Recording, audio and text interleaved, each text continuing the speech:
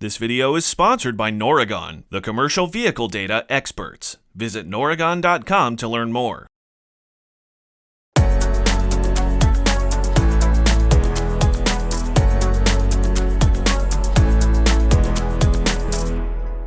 Spring has sprung. In the Midwest, where I live, that means it's that wonderful time of the year where it goes from being cold every single day to only being cold some days. Birds are chirping, flowers are blooming, bees are back to threaten those of us who are allergic. It's all happening. For fleets, this time of the year means that you're mostly out of the winter maintenance season, with its focus on heating, washing the salt off of your trucks, making sure your tires are equipped for snow and other things of that nature. But what maintenance practices should you be working on as the seasons change? For an answer, I sat down with Brian Screeton, manager of technical service training at Bendix, and I asked him what maintenance practices fleets should put into place for their trucks, trailers, and components during the spring. Let's go to the interview. So a lot of the maintenance that they should look for is really as a result of winter. Winter can cover up a lot of things. So, due to ice and snow on the chassis, when we get in the spring, things thaw out. Give the trucks a good cleaning, and give them a good inspection, because winter does take its toll. And springtime is if you missed anything, in the dead of winter, spring is the time to catch that. Definitely. What are some of the most common things that fleets might want to watch out for?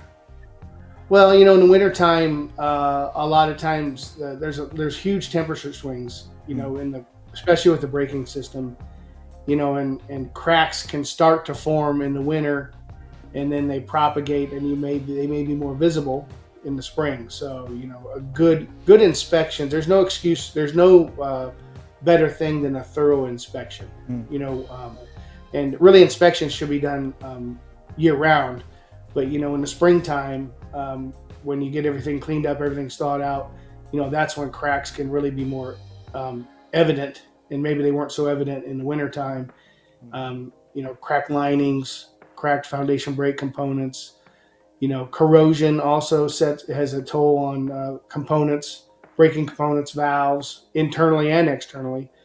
So, looking for performance issues, making sure everything's functioning, make sure things aren't have changed. Like, the driver may complain of the braking system just seeming a little lazy, like maybe it's not as responsive as it used to be. That could be a sign of internal corrosion, that, maybe the corrosive material got in there in the wintertime, but, in the springtime, they're really starting to see the effects of it.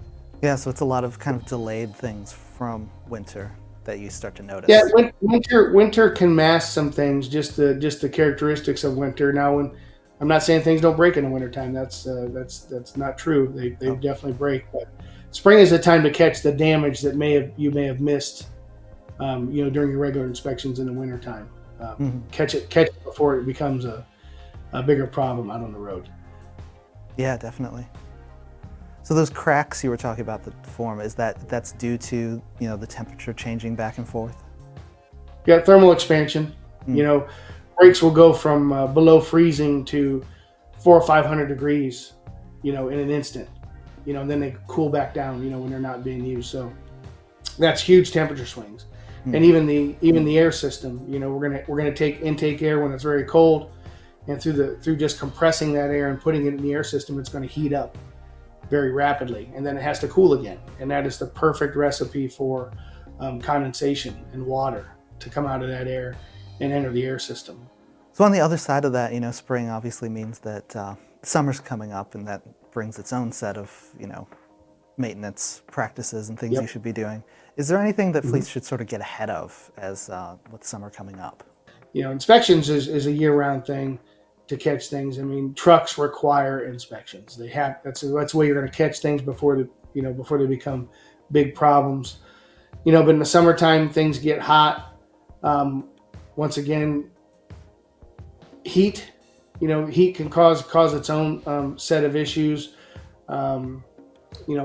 Cracks. And when I talk about cracks, a lot of times the cracks that you see, especially on drum brakes, are lining, because we talk about, there's terms in the industry called like rust jacking, which, shoes do have coatings to help prevent rust jacking, but, and that's when water gets underneath the lining between the shoe table and the friction block that's riveted to the shoe table, and then rust develops, and then when that rust propagates, it expands and it can crack linings, and that's something you really need to watch out for, because you can't be running with cracked linings, and that's something that can start in the winter, but then propagate, and it'll actually happen in the spring. You'll get that corrosion starting, and then that rust will propagate and expand, and then you have a crack all of a sudden. But it really probably started in the winter when that corrosive, salty water, from the road, what they put on the roads for snow and ice and things like that,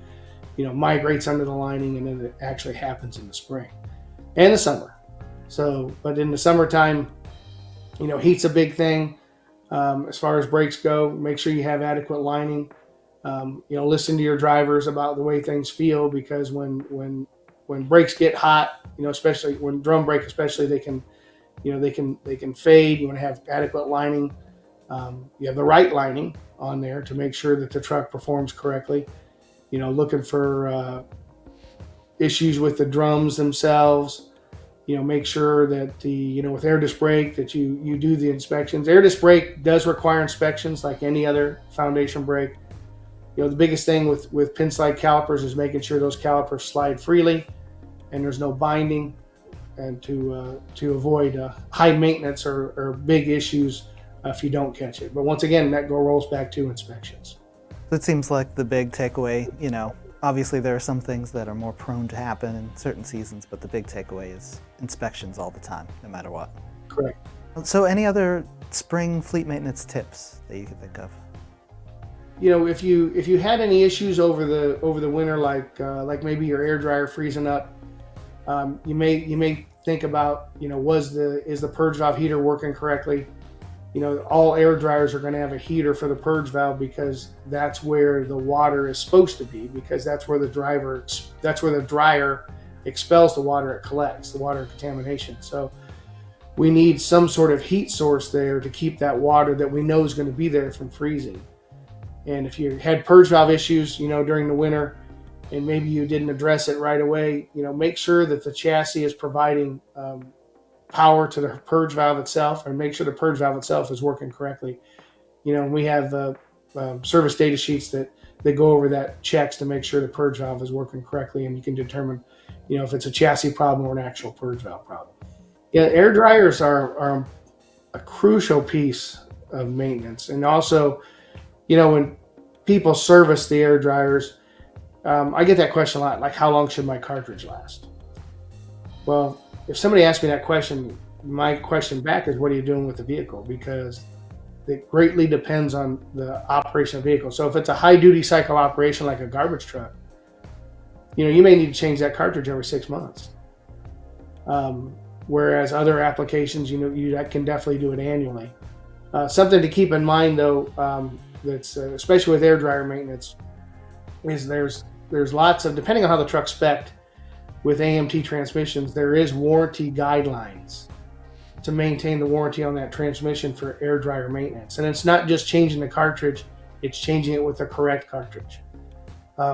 Those trucks that have those AMT transmissions require the air system to be in well maintained. So, and just maintained with the correct components, not just changing the cartridge with anything out there, the correct cartridge as well. And what I'm getting at is there's a process called oil coalescing, that not only the cartridge is not responsible for taking the water out, but it also takes out excessive oil that may be in the system that can do some harm to the sensitive components of those AMT transmissions. And they're pretty hard on warranty on those. So. All right, well, I think that's about all we had, but thanks so much for taking the time to join us today. Appreciate it, Brian. Yeah, my pleasure.